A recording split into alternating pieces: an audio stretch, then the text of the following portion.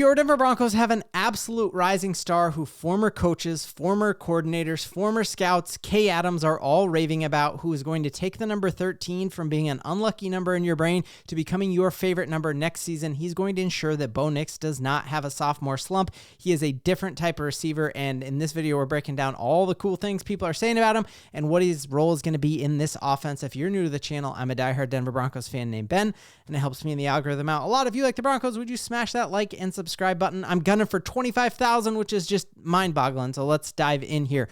We know when the draft happened, and in the third round, the Broncos got Pat Bryant, and everyone was outraged because they're like, "What? He was my 6th round talent on my mock draft board." And Sean Payton came out and laughed at all of y'all's mock drafts and my mock drafts and said, "There's a media train that gets running, and you don't even know who's driving that train, but it's not people who know what they're doing." Sean Payton knows what he's doing, and he knows how to get receivers anywhere in the draft. And when he comes out and says that Pat Bryant reminds him of Michael Thomas, you got to trust him because he's done it time and time again. And even going back to last season, here's some advanced analytics that I absolutely love looking at. And this is showing rookie wide receiver production, and it's incredible to me. So basically you're seeing his targets per route and then their percentage of getting catches, right? And so you want to be up and over here, obviously. So Malik Neighbors took the league by storm. But I love here seeing that our guy who nobody had ever even heard of out of Utah, Devon Vele, is right here with guys who are drafted. Like, he's above Keon Coleman when it comes to reliability of catching it. And Adonai Mitchell, who was drafted way before him, is dropping all sorts of things. And then looking here, even Troy Franklin, he's not targeted as often, but when he is targeted, he makes the catch when it's a catchable ball. And so Sean Payton showed us last year with 2 rookie wide receivers that he puts them into the mix. And you got to be wildly excited because he got a receiver that he trusts even more than Troy Franklin, getting him in the 3rd round, trusts even more than Devon Vele, who we got in the 7th round. And for good reason. So one of his, a former position coach and a former scout and coach under Sean Payton, who worked for the University of Illinois, came out after having a chance to work with Pat Bryant and just said, this dude is an absolute dog. And basically the crux of this article, another banger of an article by the newest Denver Post writer, Luca Evan, and basically he comes out and says, like, hey, Pat Bryant, even though he was done with college and didn't have to hang around, came to all of our spring games, even despite having just miserable Illinois weather with gloomy skies. He didn't have to be there, but he was out there with no rain gear.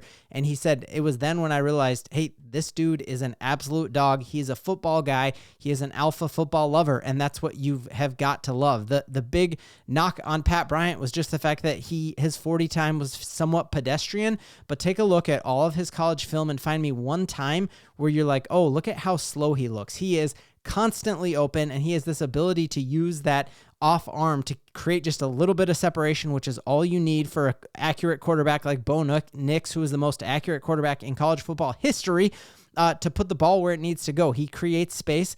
There's a couple highlights here that are about to play where you just see, like, dude, how does this guy have a bad 40 time? He doesn't care how fast he runs in his underwear because he is consistently scoring, knowing that he's breaking records at the University of Illinois. And again, he's playing against incredible Big Ten defenses like Nebraska, who had a great defense. Obviously, this is the play against Rutgers where you look at him. This is a game winner, a walk-off game winner, somewhat like what Demaryius Thomas did. And you just look at 5 guys that he beats and tell me that that is a slow guy. And so incredible to see that, seeing him this week. He was at the NFL premiere where basically the top talent takes the stage and gets to see what they look like in their new uniforms, rocking the exact same number as Michael Thomas. That's going to be his number, and you can go out and buy it right now because he's not trying to change that number. That is who he is going to be. And seeing him with Kay Adams, and she was like, hey, have you talked to Bo Nix yet? And he's like, yeah, Bo Nix texted me immediately. You don't do that for a guy who's going to be like not even suiting up early on. And it goes even further to that, to hear about the leadership Bo Nix has already extended to Pat Bryant and others. As he said, I actually all taking like a quarterback and receivers retreat.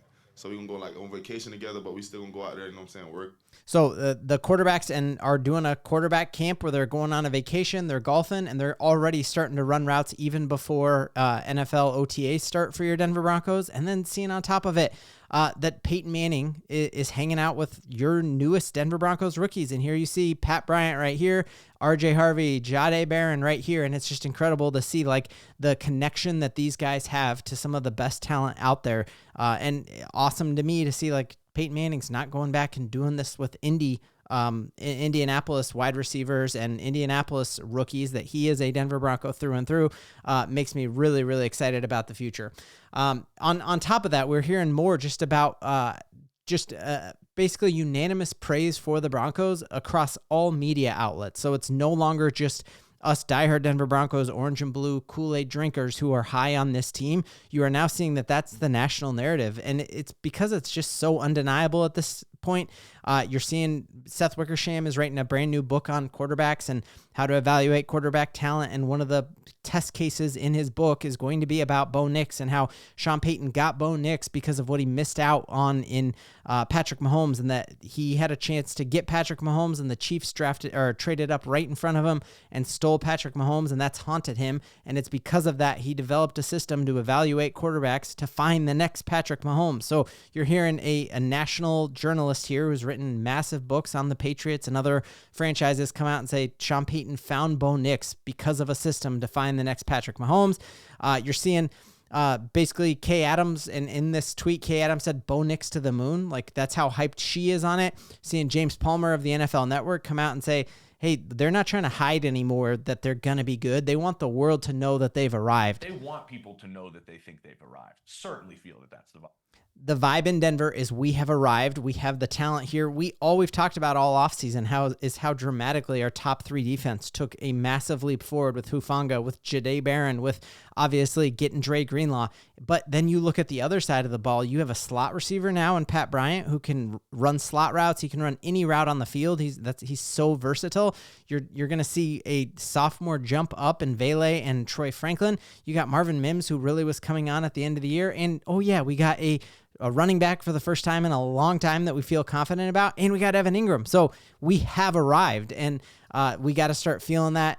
Another great thing was just as we talk about just discounting other people's mock drafts and not letting that NFL train ride away. I love all the advanced analytics just pouring in about how bad Caleb Williams' year was last year. And he was a unanimous generational talent, and people were laughing at the Broncos getting Bo Nix. And you just take a look at time after time when it comes to catchable balls in a clean pocket. Caleb Williams was ranked as one of the last in the league. Caleb Williams had the most sacks in a clean pocket because he takes more than 2.5 seconds to throw. So don't believe other people's mock drafts and like, oh, Pat Bryant really is a 6th round talent. No, Sean Payton was right on Bo Nix. He was right on Michael Thomas. He was right on Pat Bryant, and you can take that one to the bank. Exciting to see here just all of the vibes in Denver, and seeing John Franklin Myers come out and talk about how much better he is going to be this offseason. That's a name we haven't even really talked about much going forward. So we are winning on every single level, and we have a quarterback who, despite all of the folks trying to dog on him, had the second most passing touchdowns by a rookie of all time. Full stop, as a rookie of all time. He did a lot of that with like broken parts of his back. You got to remember that. Did a lot of that without a tight end, a lot of that without a running back who had over 100 yards, had the highest completion percentage in a game by a rookie ever, and is the first rookie in all time to throw 300 yards passing and 4 touchdowns in multiple games. So the Denver Broncos are set up for long-term success. Clear your January, clear your February, because the Broncos are making a deep run, and that's something we can all believe in.